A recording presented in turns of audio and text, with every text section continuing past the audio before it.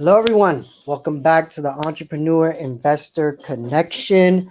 Today, we will be discussing what to do in a market crash. And if you want to join the discussion, the link is in the bio. I'm on the description in YouTube to join us on Clubhouse. You can find me on Clubhouse. I'm going to start out by just talking about what I see, what we're doing, what I'm doing. And then let's talk about what you are thinking about and doing. So first thing I see is, the reason this crash supposedly happened was a company in China is defaulting on $100 billion loan, something crazy like that. And it was affecting all markets, stock, crypto, right? And crypto's already volatile, but in a time like this, it just makes it even worse, right? So everything was down big time. But to me, those are when the opportunities are there, right? Like if you take away volatility from things, you take away the opportunity. So that's why crypto is the biggest opportunity in investing right now, because the volatility is so high. If you get in at the right time, you can make a lot of money. So for the last few days, I've been watching to see how low things go, but I've been buying a little bit at a time of things that I know will go back up. And most importantly, even in a massive crash, because this is a big deal. Let's say all things go really, really down, like there's a massive crash. What is still going to happen even in a massive crash? And this is why I've been telling most people that have reached out to me, I'm mostly buying Ethereum, because Ethereum, even if all these prices go down, people are still going to use Ethereum. Ethereum is probably the number one used cryptocurrency, right? And it powers decentralized finance. It powers the NFT market right now. So to me, it's the safest asset. And also on top of that, it is being burned. What I mean by that, if you don't know what that means, is as you use Ethereum, which again, remember I told you, Ethereum is the most used cryptocurrency. And every time it's used, they burn however much you use. So here's the example. Let's say you're about to buy an NFT and the gas fee is $50. You pay that $50, Ethereum burns $50 away from the network. So literally since it started, they've burned over $1 billion of Ethereum. Why is that important? Because if they remove the supply of the coin, it makes the coin more valuable. So every time people use Ethereum, it goes up in value. And what did I just tell you? It's the most used coin. So the way I see it is having Ethereum is the safest crypto asset, even more safe than Bitcoin, at least until Ethereum 2.0 comes out. That's my personal, not financial advice, but that's my personal thought on it. And then what I also did was I said, okay, let's say we're going into crypto winter, which is what they call it. What do I believe people are going to do? So I had been growing my, it's called Mana, MANA. I've been buying low, selling high, buying low, selling high. And I had an amount of Mana where I could purchase virtual real estate, because I believe virtual real estate will be worth more than physical real estate one day. It may take 20, 30 years, but I truly believe that. And I had an opportunity there where all these prices came down to purchase one. And I did, because I thought, okay, worst case scenario, markets go to crap. People are still going to want to do NFT galleries. Where are they going to do them? Not in the physical world. They're going to do them in the metaverse, on virtual land. And whoever owns that virtual land will benefit from that. So that was another thing I did. I did that with my kids. My kids were involved in the whole situation, because that is something I'm going to give to them. Just like parents give a home or something like that, I'm going to give virtual land to my kids. And I'm really excited about them helping me figure out how to make a business around it. And when you look at what is the best thing to invest in downtimes, it's blockchain ecosystems and things people are going to do. Can you guys hear me on the Clubhouse? I don't know if you can hear me on the Clubhouse. I'm here. I'm seeing unmute. Let me know if you can hear me on Clubhouse. I see myself vibrating. I'm not sure if you can hear me. I'm on mute. Hello? Can everybody hear me? Anybody hear me? All right. If you're watching on video, all right. Let me come out and come back in on Clubhouse. I'm not sure what's going on the Clubhouse, but so with that in mind, I wanted to start asking questions about what it is you are looking at. What on the Instagram, on YouTube, on Clubhouse. What are you? Hello? Can you hear me? Yeah. All right. Yeah, Miguel, we hear you. All right, awesome. So I'll start the conversation. What are you guys thinking about right now? What are your questions right now? I just told you the main things I'm looking at, and also a big part of this is tomorrow. They're supposed to figure out what's going to happen with this Chinese company. So right now, today, things are bouncing back, but tomorrow could be more of a crash. If they come back and say yes, that company's defaulted, they're saying this could be like Lehman Brothers kind of level stuff in China. So if that happens, that's going to affect the world market. And of course, crypto is going to be affected too. That's why you don't like if you have money to invest right now. Like I had a conversation this morning. Somebody said, all right, if I had $10,000 to invest right now, what would you do? And I said, I wouldn't invest it all in one shot. I'd put a little bit at a time. Miguel, I need you to stop. I need you to stop because right now I'm not feeling pretty good about anything. So everybody got to know this, that somehow you change this to entrepreneur investors. And for instance, my daughter and a couple of other people are trying to get into beginner's mind. So I don't know. And you and I had a big conversation this morning, a great conversation, but I don't remember you telling me anything about changing beginner's mind Wednesday group to entrepreneurs. So there's confusion in my mind, and at this age, I don't like confusion. All right, so I'm live on YouTube. We can have that discussion offline, but I didn't create this room. It was created here. So we'll have that discussion offline. Let's just keep it going because this is live everywhere, and I don't think it's a good time to have the conversation. We can send them this link. Okay, so let's get back to the topic. Basically, I'm looking at the cryptocurrencies that are the best investments, right? If you think about that, what is a good investment? What do you think people are going to do, right? People are going to buy NFTs. People are going to do decentralized finance. That right now is on mostly Ethereum. That is starting to shift over, though, into other blockchains. Right now, Solana is a big one that people are looking to. Polygon Matic is being used a lot because the gas fee is a lot less. And then we talk about Avalanche.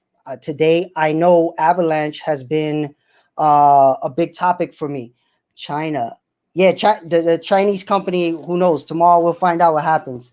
But the idea is ecosystems are still going to be trying to grow. So, for instance, Avalanche in the next week or so is going to start giving out $180 million to people that use the blockchain ecosystem of Avalanche. That's a huge opportunity. I'm not saying you're going to get $1 million, but there's not that many people in cryptocurrency, right? There's not even 500,000 people who have wallets yet. So think about that, right? If you are in this game right now, and to be honest, I didn't even realize why I got it, but they airdropped me $2,000 worth of tokens from some random coin because I was in the Avalanche ecosystem early. And that's the kind of stuff that you have to take advantage of. Right now, it's kind of like, and what I like to say is banks are opening. Each blockchain is its own bank. And basically, they're trying to incentivize you to bring the money there. So how are they doing it? They're saying we're willing to give away $180 million. That's the Avalanche one. That same thing is going to happen on Cardano. That same thing did happen on Polygon Matic. And what happened when it happened? That coin skyrocketed. Basically, it almost 10x'd when that happened. I'm not going to say Avalanche is going to do the same thing. I don't really expect it to do 10x, but I do believe there's coins in that ecosystem that will do 10x. So I think if you are looking to be a little bit more of a, advanced user, I would be going into Avalanche, looking around, seeing what coins you believe in, and go from there. If there's any questions, let's get some questions going from anybody. And I don't know if we know each other inside, but if you have any questions, let me know. Rima, Anibal, Milan, of course, if you want to jump up. Stephanie, if you want to jump up. And anybody. Hey, what's up, Miguel? Hey, yeah. It's anyway, good stuff, man. So I missed the first like 6 minutes of it. Okay. The beginning. But I hear the importance of obviously us jumping in some way, shape, or form, as you said, taking advantage of the situation. But it's a little unclear for me as far as like, what just occurred. What just occurred with the crash? Yes. Okay, so the crash, basically what happens is all investments are somewhat tied together, right? There's just money flows in and out. The guy who says he doesn't like surprises. So there's money that flows in and out of people's hands, right? So either people are investing in things they believe are going to go up, or they have to pay their bills, or they're scared about the market, right? So when certain things happen, like this China situation, people get worried, and what they do is they pull their money out of investments they believe are going to go down. So right now, the stock market has been hit by that, and the crypto market has been hit by that. It's not as easy to pull out your real estate, right? You can't just sell real estate instantly. But what's funny is the company that's maybe going out of business is a real estate company in China that they may default on I think it's like $100 billion worth of loans for buying real estate. So what happens is everybody starts to say, okay, if this is a bad situation, think about 2008, 2009. If you could, a few days before that happened, pull out all your stocks, you would have done it. So what happens is people worry that situations like this are happening, so they pull their money out, right? And the less of an investor you are overall, the more you're probably likely to do this, right? Because if you talk to any very successful investor, they say being in the market is the most important thing. Never get totally out the market, because you cannot time the market. And I'm going to give you an example of something I did within the last 3 weeks. I got into a coin on the Avalanche ecosystem. Got in early. It went up in a week. It went up 45%. I sold it all, took my 45% gain. Then I went back in. It went up 55% after that. I sold it all. I was up 95%. And I said, all right, I'm going to time it again. Let me see when it goes down. It went down a little. Then it went up all the way up, way higher than it ever been. So I made 100%, right? So you'll be happy by that. And I should be happy. And I am happy. But if I would have just kept my money in there from day one, I would have made 300%. So that's where, again, me knowing this stuff, I still get caught by it. I was like, but again, hindsight is 2020, right? The whole thing could have went down, and I could have been like, oh man, I was up 95% and I didn't take it. So this is where, even in times like right now, nobody knows what's going to happen. So I thought things were going to be, that was the lowest it was going to go. Like with Ethereum, I was buying Ethereum when it was like 3,300, 3,200, 3,100. Because I thought, okay, it probably won't go lower. It went to 2,700. Then it went back up. So you can't really time this stuff. You gotta kind of have your own entry and exit points in your brain and say, look, if it hits that, I gotta just be happy. If it goes up more, but also don't take fully out. Don't take everything out. All right, so I got a question. All right, what up, Chachi? I have a question. Chachi is what they used to call me in high school. Do you only get taxed when you pull your crypto out and convert it into fiat? Good question. I'm not a financial advisor, but this is what I heard. And I watched a lot of videos about it. Basically, what they say is every time you convert a coin, if you are up, you owe taxes on that conversion. So let's say you bought $100 of Bitcoin. It went up 50%, let's say. You sell it.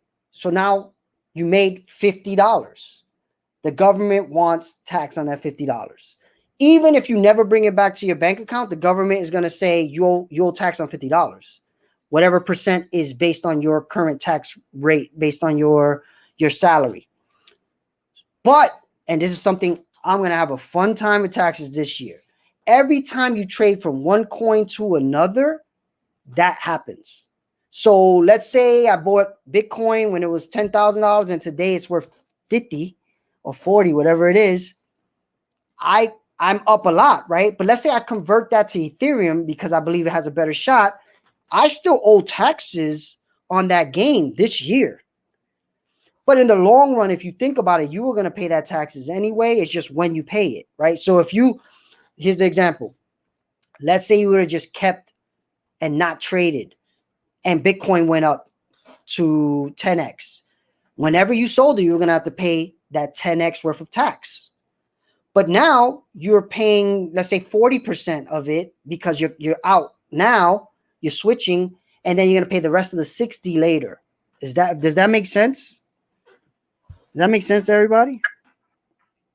I know that sounds like confusing, but the idea is, this is one thing I've been seeing a lot, and even myself early on, I had to kind of stop myself from thinking this. Rich people do not care about not making money to pay taxes. It's not even like a question in their mind, right? So, all right, you said kind of. So let me try to break it down again. Let's say you were going to make $1,000 profit, right? You're going to owe tax on that $1,000, whether you pull it into your bank account or not. If you had it in MetaMask, if you had it in Coinbase, you owe tax on that $1,000 if you made it, right? But let's say you kept it in and you didn't change coins or you didn't sell it, and it goes up to $5,000 profit. If today you switch to a coin, you owe some of that tax today and you owe the rest tomorrow, but you always owe the same amount of tax. It's just when you want to pay it, or when is it going to hit your current tax year, right? This year, there's a special rule that's happening this year that they're going to change next year. So this is big. This year, they're not treating crypto like a security. So what's happening is, and this is again, consult a financial advisor, but this is what I've heard many people say.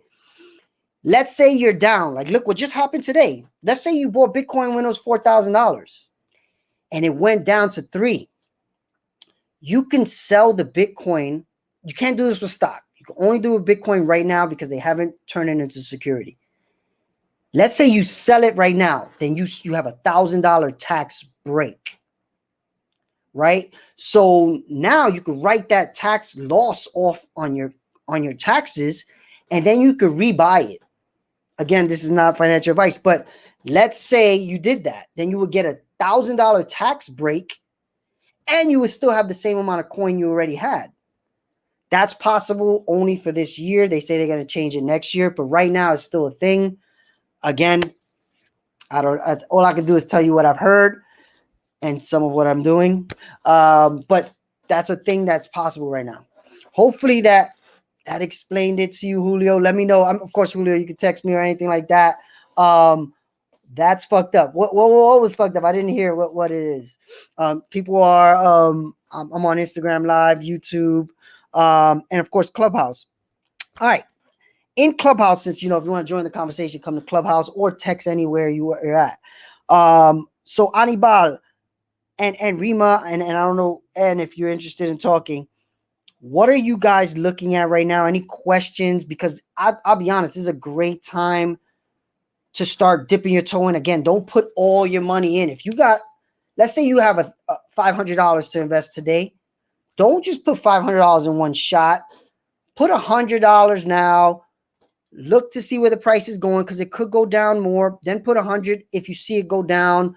It might go up, then back down. It's volatile, right? So you should be looking at when is it lower than you saw it before. And you could do that, pretty effortlessly. You keep looking every now and then. And you're like, oh yeah, last time I saw it, it was like Bitcoin when I bought it. I mean, last time I bought Ethereum was like 3,100. Then I looked, it was 2,700.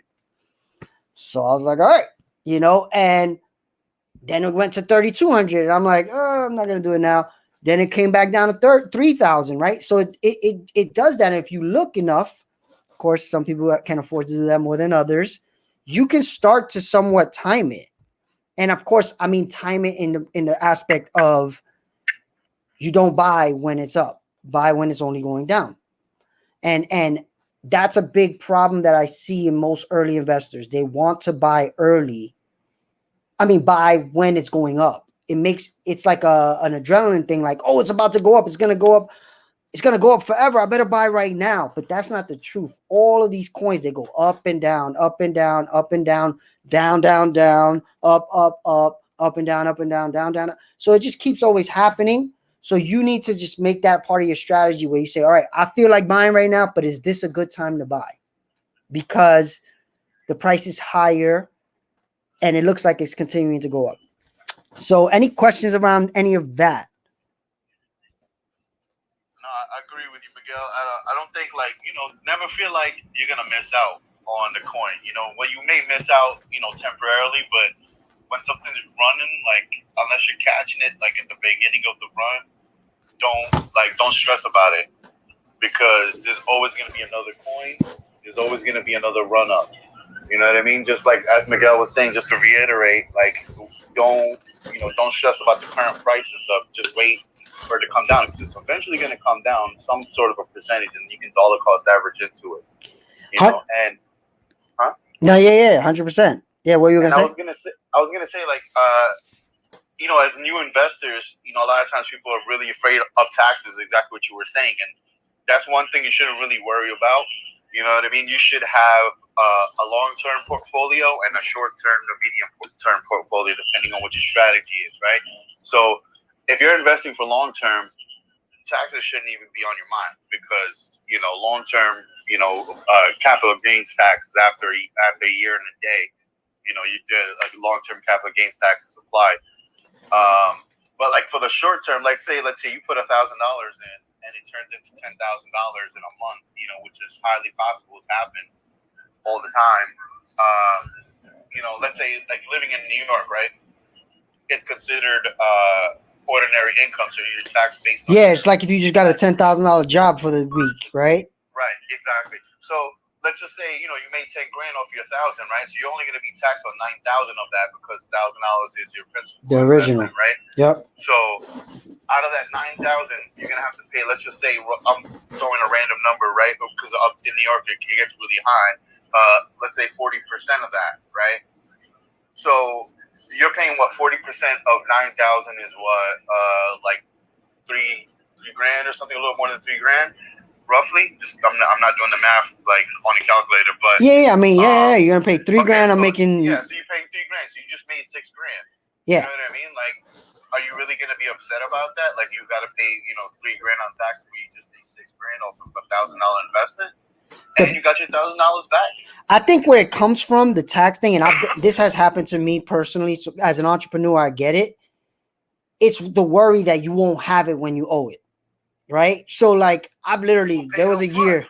Go ahead. You know what I mean? Like, put the money to the side in a separate account and pay it quarterly instead. You can pay your taxes early, and if you're afraid that you're gonna end up spending the money, like, as soon as you realize your gains for the month or for the quarter, put that aside and send that to your accountant. You know what I mean? Just put it in a separate account just for taxes, so that way you don't touch that.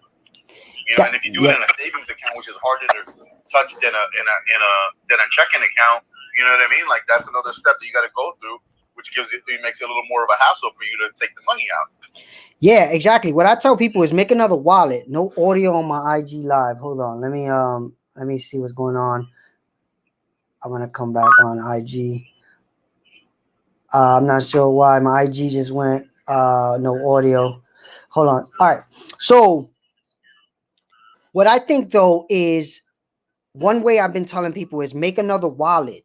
Make a wallet where you send that tax money, right? So let's say, like you just said, you made 6,000, you're gonna owe whatever put two in another wallet, and you can even make that wallet gain interest for you. You could put it in something safe where you're gonna gain interest, and over time you owe that. Of course, you owe tax on the interest too, but it's still there somewhere where you feel a little more comfortable about what that initial that 1 day tax hit will be.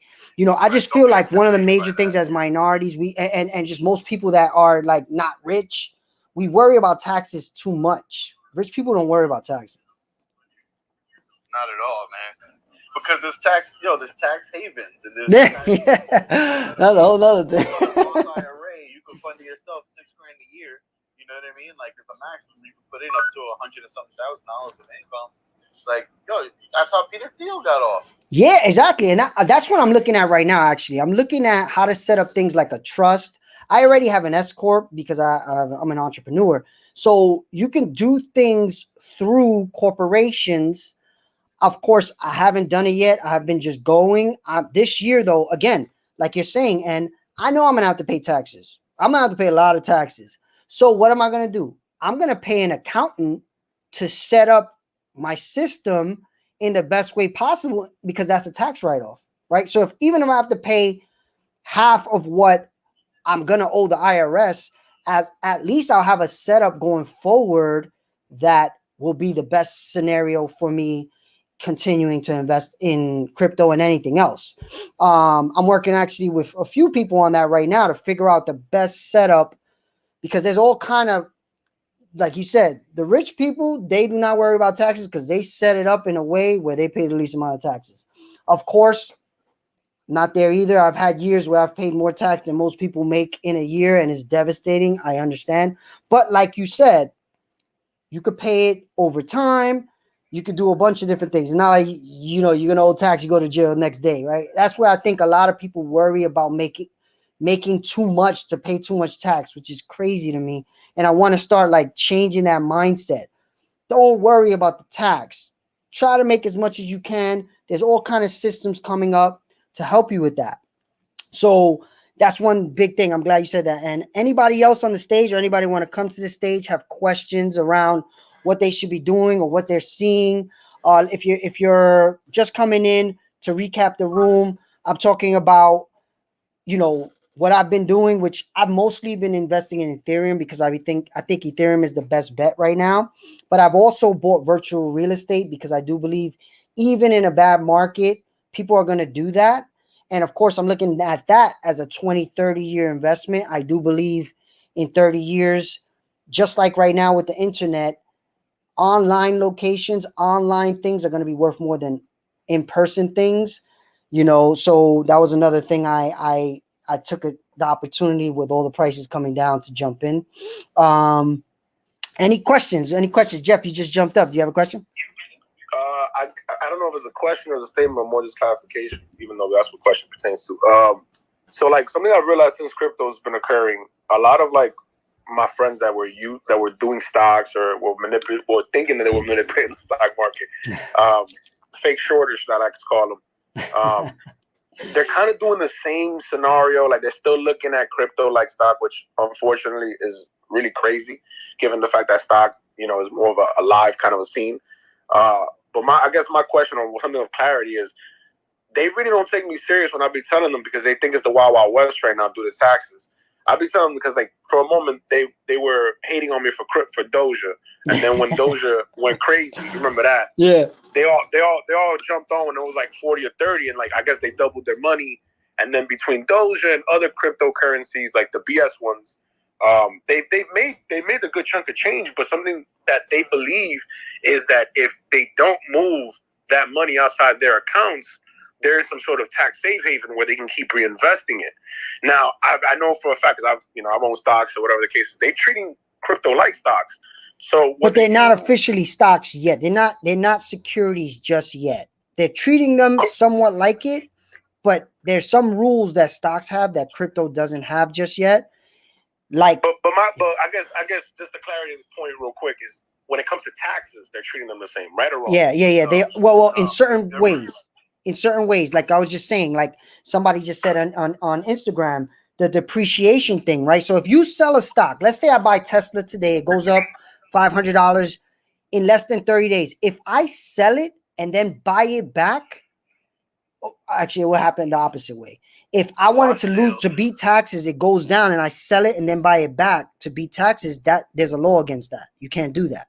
That's the But watch in sale crypto, rule. you can. Somebody, you were gonna say something, N? Oh no, I was saying that's the watch sale rule. Like that. The doesn't wash apply to sale. crypto at the moment, but you can't do that in stocks where you sell for a loss and then immediately buy back. You're a little low, and I'm not sure if you're far from the device or something, but it's a little hard to hear you. No, I was saying that that's the watch sale rule. Like that applies in stocks where you can't sell. You can't sell your crypto for a loss and buy back immediately. I'm sorry, you can't sell your stock for a loss and buy back immediately, and then claim that on your taxes as a loss. But that doesn't apply to crypto yet, right? Not at the moment. No. Then hopefully it won't, turn into a security because we don't really want that. Yeah. But if that happens and that really screws the crypto industry, I'm sure people find their ways around it.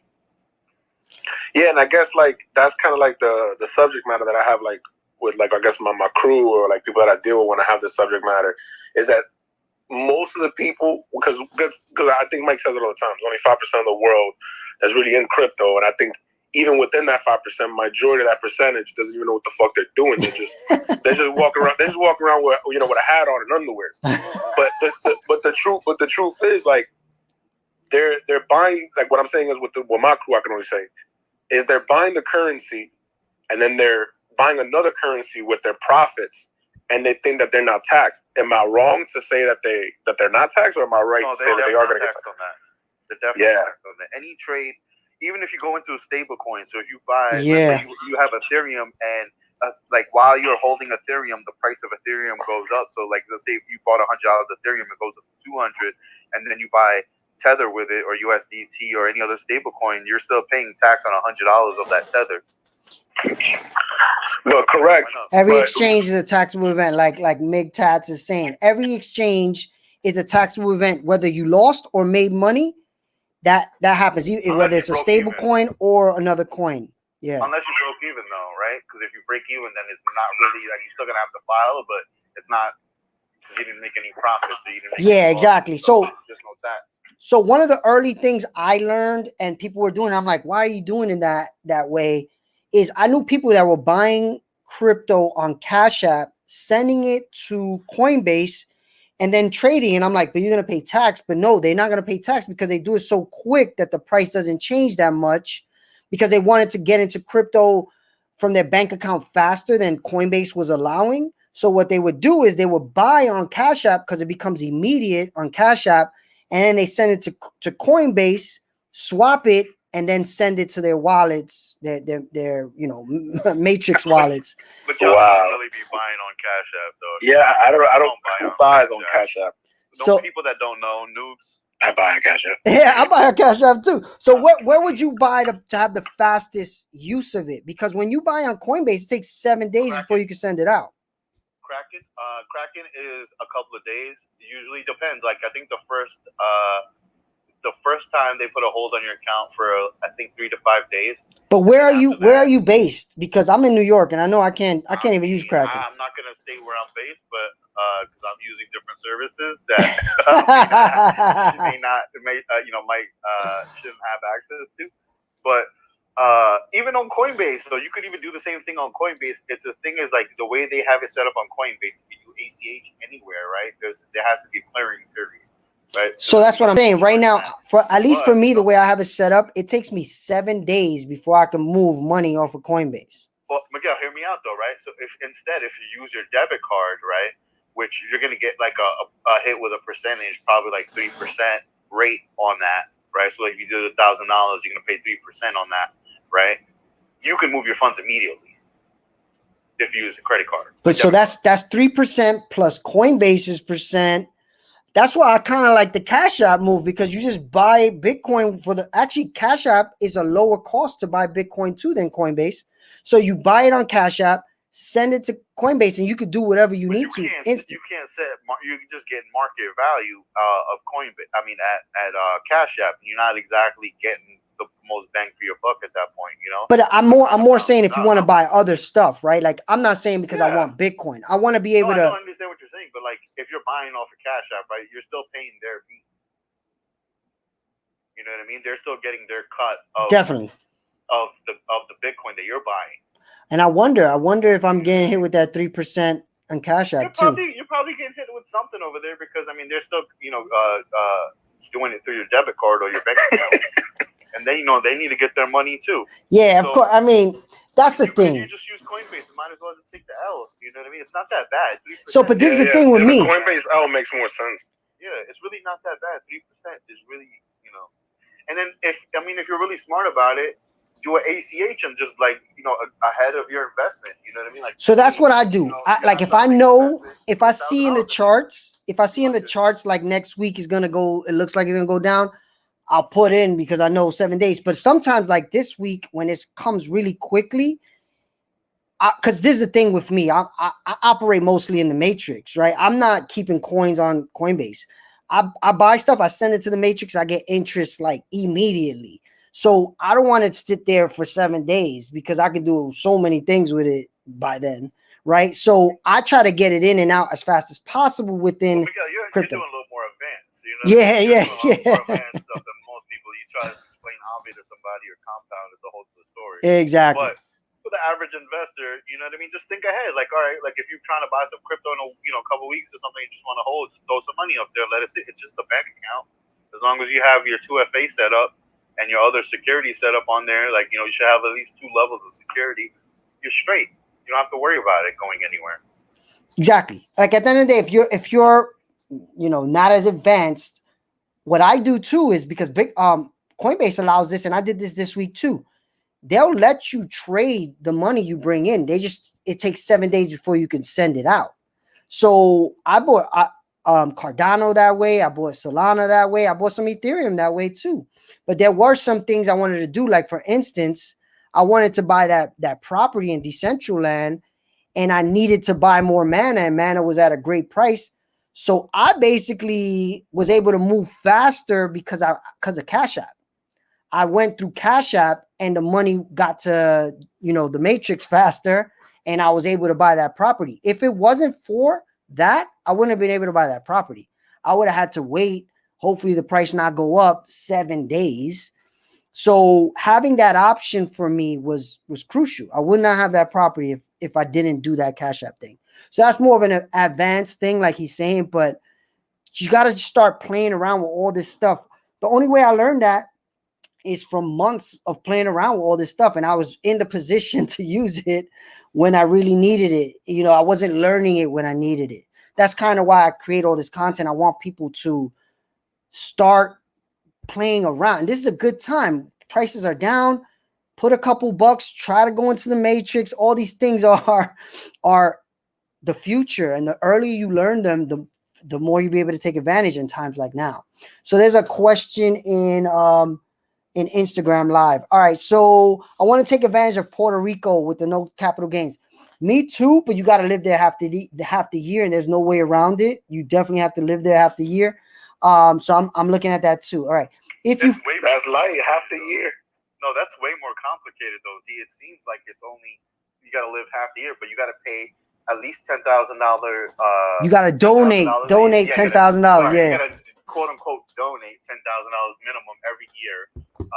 And you have to buy a home now, I believe. You have to buy a home. Buy a home. Jesus Christ. They have to help create jobs there as well. And so there's like a whole lot of stuff involved. And then it doesn't really take, everything doesn't take effect until you've lived there already for like a year. Yeah, actually, I have a client right now that is there doing that right now. So I get it. Like, it is more work than most people think. You can't leave with your gains and, get the full tax treatment in Puerto Rico. So, I'm looking into this. Look, I'm over here looking at stuff, the ways I could pay the least amount of taxes legally. El Salvador, go live in El Salvador. That's I'm thinking about moving to Wyoming. Wyoming, there's no state income tax. What about Miami though? Tax. Well, no, hear me out. There's no state income tax. There's no capital gains tax. There's no franchise tax on your business. And Wyoming, there's a reason Kanye moved to Wyoming, because Wyoming is the most tax-friendly state in the country, and they invented the LLC there. Like, he wouldn't have became a billionaire if he hadn't moved to Wyoming, because California, the tax is so high. All right, so some would have made it. Yeah, and you can have a DAO. They look at DAOs as LLCs in Wyoming too. So if you have a DAO, it's a perfect place to go. Isn't a DAO a nonprofit though? DAOs are not nonprofits? No, they're looking at it as an LLC. So it's a profit company. You just have to have it where it's automated. Exactly what the definition is, right? Okay. And then Wyoming has a sandbox, so if you've got tech companies and financial companies, in crypto, you can go there, make mistakes, and as long as you're not hurting people, like regular retail consumers, you can get away with a lot of stuff over there for at least 2 years. Cool. I mean, all this stuff is so exciting. It's so new. I'm glad everybody who's listening right now, you're so early. These numbers, again, I'd like to say it every single time. The entire cryptocurrency market cap, that's every coin put together, is worth less than money. Right. So that's one thing. So, of course, we want to make sure we understand how to pay less taxes. But again, don't worry about tax. Taxes only paid on money you made. So you can't really worry about that. Oh, man. Every time somebody calls me, the audio goes out. I'm going to restart it on IG Live. Sorry. I'm trying to be everywhere. You know how it is. So there was a question on there. Damn, I lost it. Coinbase or Coinbase Pro? Two options that I've used both. Coinbase Pro, you pay less of a transaction fee, and it's more to the second of the coin price, but you can't do certain things. Like you can't create recurring payments, for instance. Like if you wanted to buy $25 a week, you can't really do that on Coinbase Pro. It's more like of a trading thing. Mig Tats, you had a question. I lost it. Sorry, because I had to jump out. So every time somebody calls me, I lose the audio. What was your question again? Sorry. So that in the beginning, I would use Coinbase Pro mostly because I wanted to pay less. But then I'm more using Coinbase just to get the money in and then send it right into the matrix, because the interest and the borrowing that I do, again, I'm doing it more advanced things. And of course, if you want to learn advanced things, join the Cracking Crypto Club. There's a few of you guys in here. Actually, a lot of you guys in here. Let's go, Cracking Crypto Club. So, all right. What's the question? What you said, Jeff? I said one of us, like the minions. But what I really wanted to kind of like ask was during like this kind of like crash that we're kind of enduring right now. Do you think this is the best time to consider mining?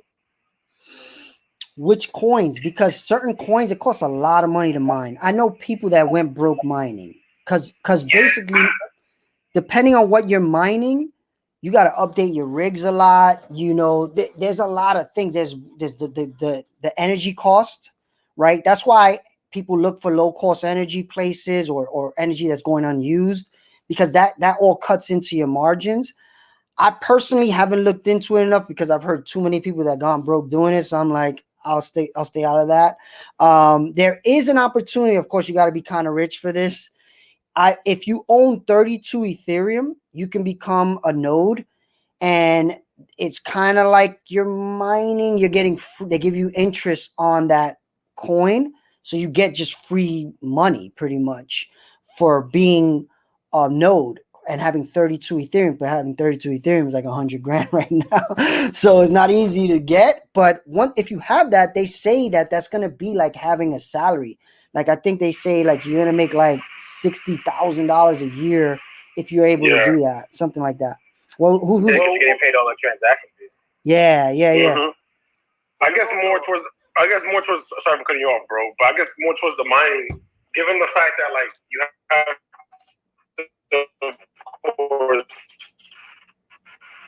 your internet cracked up. Cost of electric and things of like maintaining it, and of course things are gonna go out. Everything. Sorry, to keep going. But I meant mining more like consumer traditional based, none of that industrial shit. So like 12 gigabyte, GDDR5 graphics card, kind of like traditional. Because I know a couple of guys that I'm working with at Apple are averaging at least like anywhere between 150 to 300, depending on the market, a month, just leaving their machines running. What are they paying on energy costs? Yeah, that's the trick. You got to do the math on energy costs plus hardware. Yeah, that's something that, of course, that gets brought up because they're definitely always going over the kilowatts. Like they always like running the numbers in the repair room. They're definitely getting at least they're at least losing at least 1/3 of their profit margin. Given the fact that it's summer, it's kind of hard for them to like, key in on it because they have roommates and they have ACs and whatnot. So what they traditionally It's not bad though. yeah, it's not bad. And then keep in mind also, like one of my coworkers lives in the project. In the project, electricity's included in your rent. You know So, what's like, funny? Somebody So hit. hold on. So he starts telling me, he's like, "You live in a basement. That's free electricity, bro. You slacking." So he's trying to convince me, he's like, "Yo, bro, throw 12 G's in a rig, bro. Don't worry about it." So, but look at this: 12 G's. Let's say you take that number, 12 G's to get a rig. You're making 150 to 300 a month. You said. Theoretically, let's call it what it is. It looks like it's 175 because the market can go up and down. And what is this? What is this? Ethereum? What are they getting? What coin? Ethereum. All right, so I mean, 150 right now will be a lot more next year, though, right? So whatever you're getting, you can't look at it in USD, though, right? So you can't be like, oh, I only made $150 this month. That is a certain amount of Ethereum, right? Let's say and that kind of goes back to like what I kind of was asking was like, should you be mining in general? Because you can't really focus on the expenses because what you're mining, right? Like it's like back in the days, if you were mining gold, like the gold price is what it is now. But if you look at gold price later on, it's going to go up. Should you worry so much of your expenses knowing that your expenses are going to pay off later on? That's not a bad point because I guess if you think about it, if you do 10 months, you're probably getting about 1 Ethereum, maybe a little bit more than 10 months. So you're getting 1 Ethereum per year. And if the Ethereum next year goes up to 10,000 or 15,000, which some people believe is going to go to 33,000, then yeah, it was worth it. But who knows? That's where it's like the risk of upfront paying that 12,000 right now. If you have the 12,000, is it better to just put it in Ethereum? I would just buy Ethereum, man. Because like it doesn't make any sense unless you have money. No, I couldn't agree with you guys more. Like I hate maintaining shit. That's why I don't have kids. Yeah, it's not work. I mean, at the moment, like for 12 grand, you can get 4 Ethereum. You know? What I mean? Exactly. So you're gonna pay 4. And then wait till next year when the shit hits. Whatever. I think I would do that if I had the money for the hardware. I would just buy the Ethereum because, like you said, you get 4 Ethereum right now for that amount. When you're gonna take you a year to get 1 with that same amount of money. And that's where, and then you got to maintain it. Like you said, Jeff, is a whole thing. You could sell one of those Ethereum and buy a rig. Yeah, exactly. I think, exactly. I would do what N is saying. All right, so there's a question on the Instagram. David Schwartz has successfully warned each of the recent major retracements and crashes on Twitter. He knows something inside market manipulation from Ripple. His posts have been spot on. What is he saying? He's saying, what is he saying right now about the crash? What is the likelihood Ethereum stays on the course and all these competitors popping up? So all right, so that's a good point about Ethereum. Ethereum is getting more competition, right? So there's Solana, Avalanche, Polygon Matic, Cardano. My thing is, overall, usually the first one that dominates wins. Again, that could not happen because MySpace dominated and Facebook killed it, right?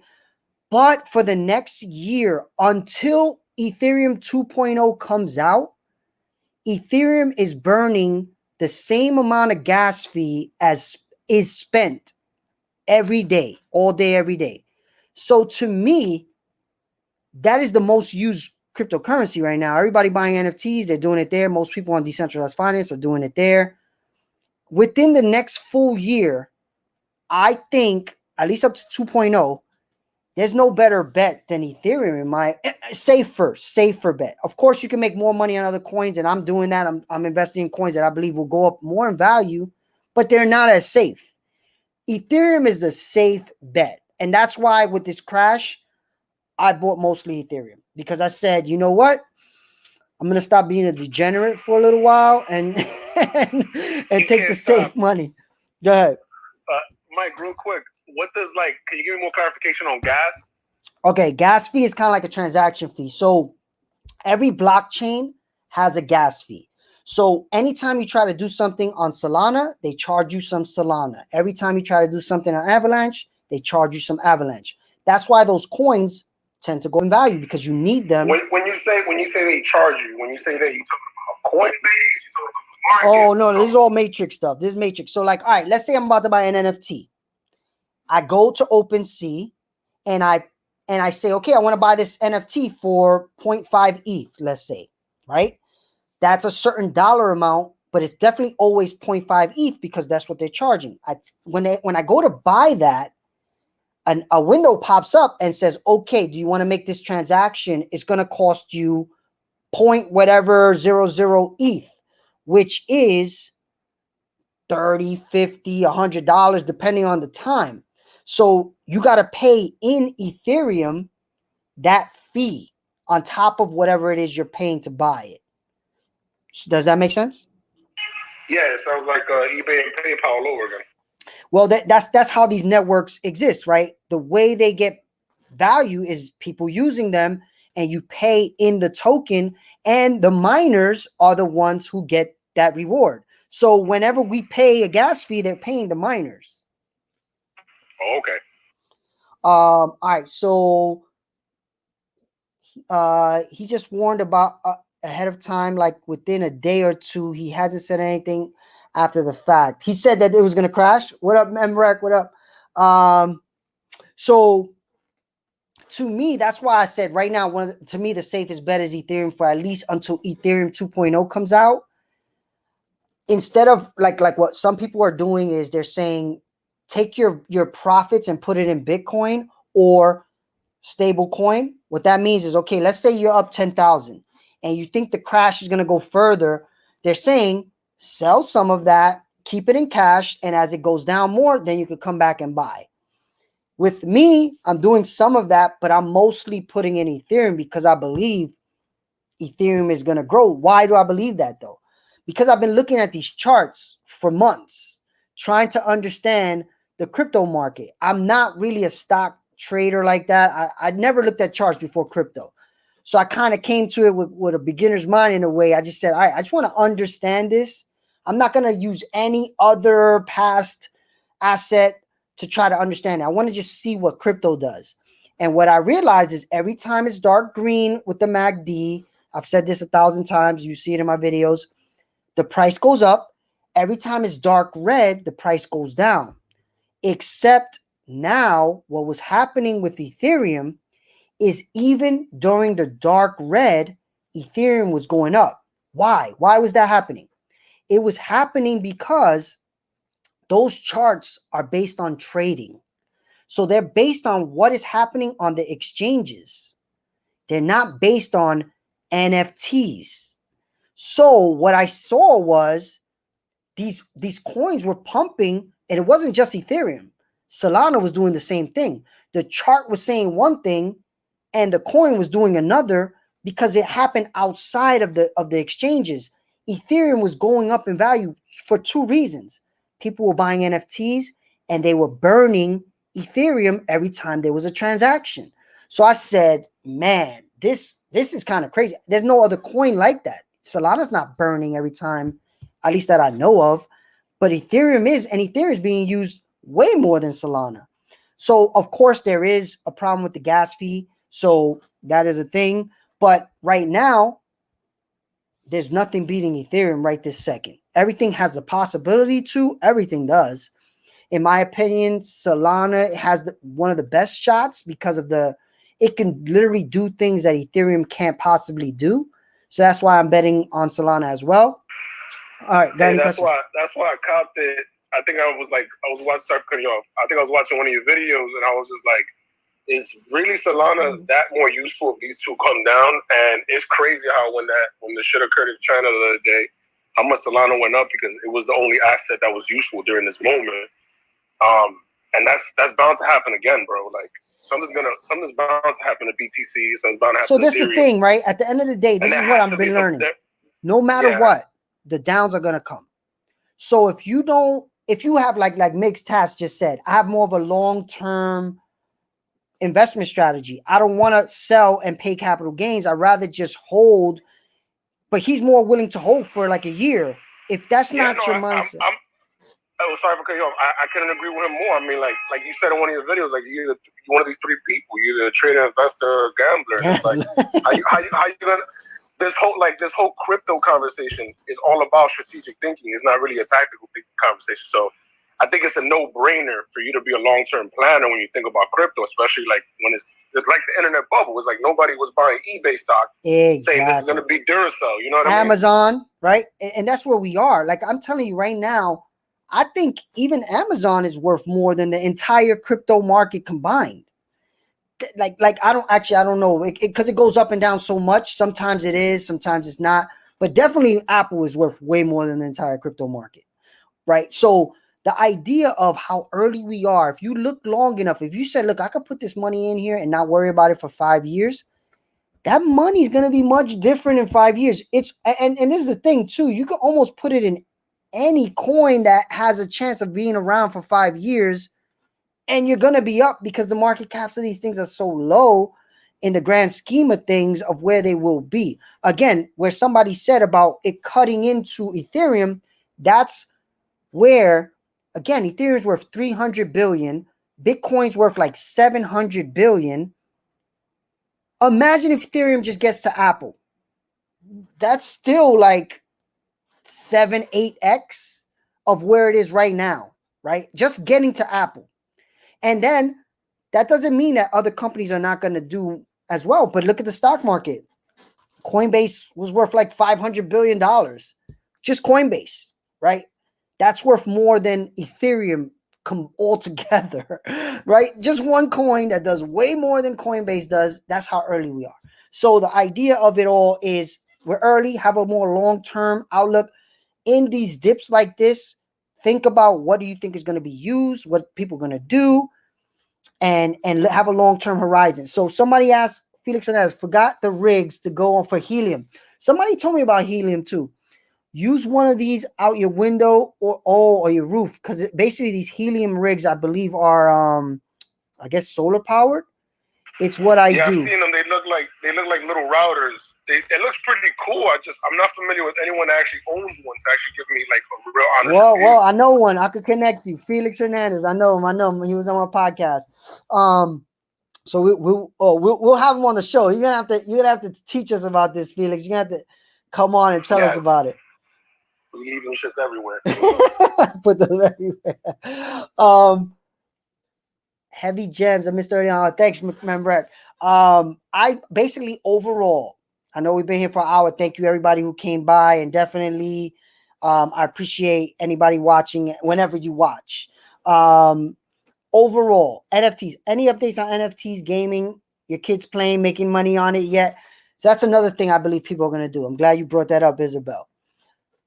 I believe even if the market crashes like crypto winter, they call it, now there's an opportunity for people to make money playing video games.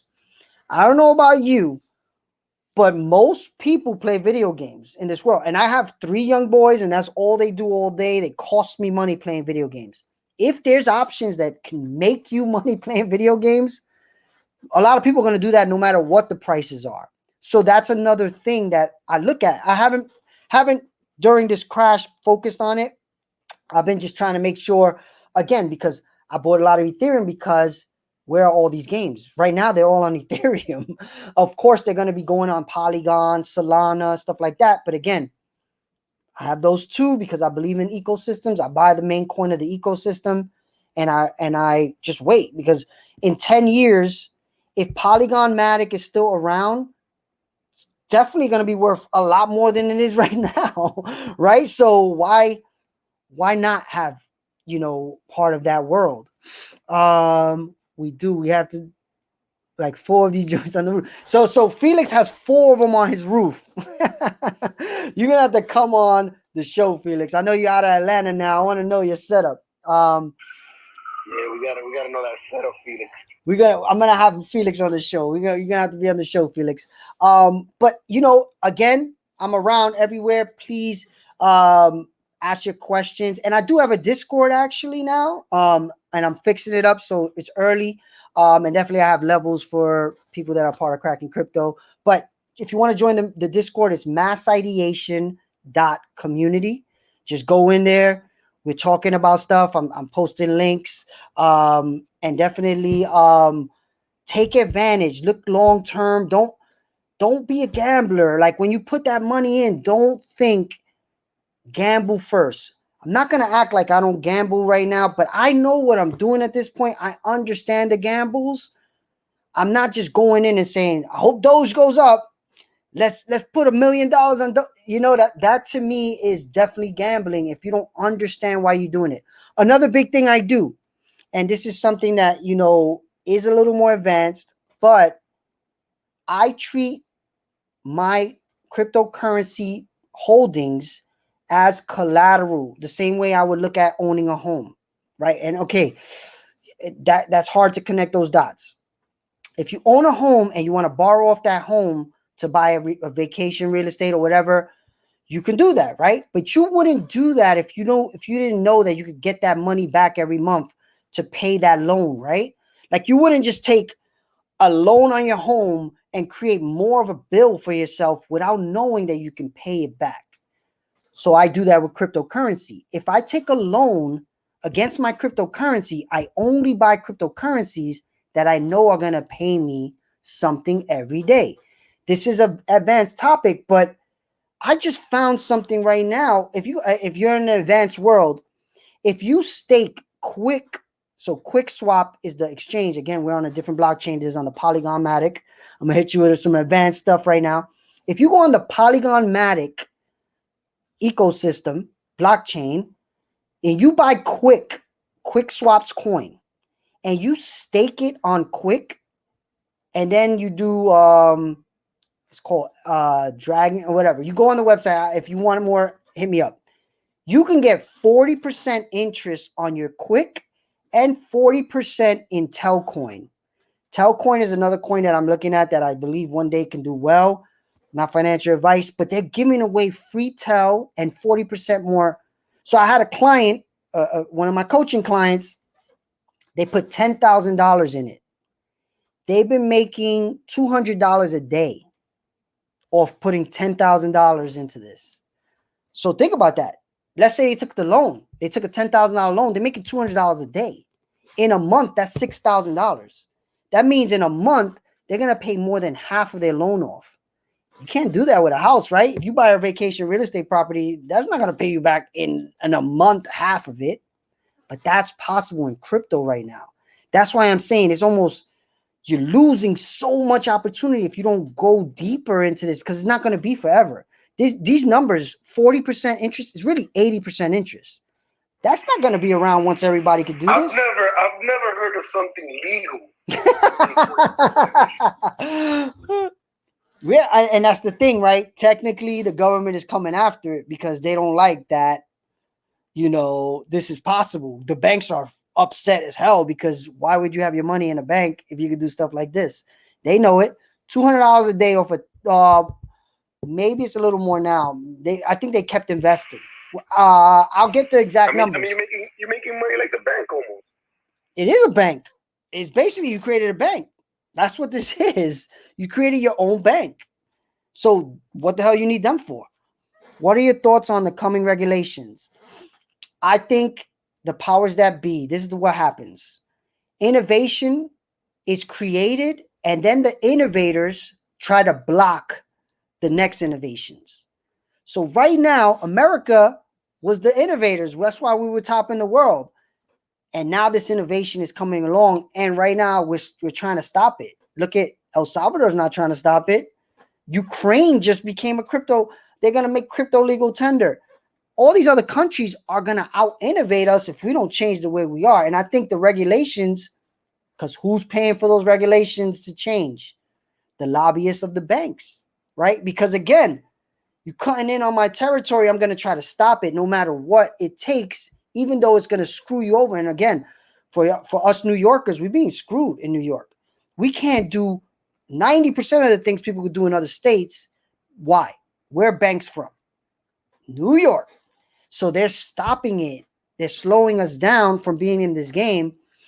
And it's sad, but, you know, there's ways around it for sure. But at the end of the day, the understanding is the first step. A lot of you guys seem to have a good understanding. So the next step is going into that matrix and playing around, man. You're gonna make mistakes. You're gonna do things, but it's tuition. Tuition. You're going to college, but at least this college, you're not gonna walk away with student debt. You're gonna walk away with more money than you put in. At least most people I know have. Of course, you can do wrong things, but again, you learn from those too. I lost 6,000 Matic learning, right? I know somebody who sent money to a wrong wallet, lost $5,000. But this person didn't stop. They're making major money, right? They learned from those mistakes, right? So any other questions? Somebody was about to say something. I know I cut you off maybe.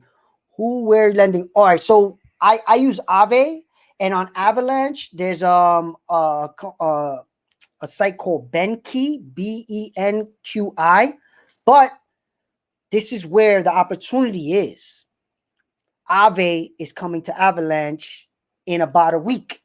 And when that happens, they're going to give away $180 million worth of Avalanche for free, just for being and having your money in Aave and sites like that. So that's why I've been telling everybody, learn this ecosystem, because when that goes on, this is exactly what happened with Polygon. Exact. Polygon did the same exact thing, and the ecosystem exploded. And I see it happening again. So I'm going to be right there with my popcorn ready, you know? Any other questions? Mike, what did you lose $6,000 on? You cut off. I'll explain how I lost 6,000 Matic, not dollars, Matic. So one day there's going to be a lot of money. So check out what I did. When I first learned about Aave, I started to borrow against my Matic, right? So back then I had a lot more than 6,000. I believe it was 18,000 Matic. I think I had 18,000 Matic. Of course, I bought Matic when it was 30 cents. So it's not like I spent $1 million, but whatever. I had 18,000 Matic. I borrowed against it. Matic was about, like I said, 33 cents. It was going up slowly. Then it went crazy because Aave came to the Polygon ecosystem and it just started exploding, right? So it went from 33 cents to almost $3, right? So I had a lot more money I could borrow. So me being rookie mistake, I started to borrow money. And what happened was Matic went right back down and my collateral was over how much I was borrowing. So here's the math. Let's say I borrowed $10,000 and now my collateral is worth $10,000. They're going to try to pay themselves back off your loan. So what they did was they took a third of all my Matic to pay down my loan automatically. It happened in the middle of the night. So one day I woke up and I'm like, I know I have more Matic than this. What the hell happened? And then I looked at the chart and in the middle of the night, it dipped to like 80 cents or something like that. And then it went right back up. And they basically liquidated me. At least they didn't liquidate the entire amount. They only took a third of it.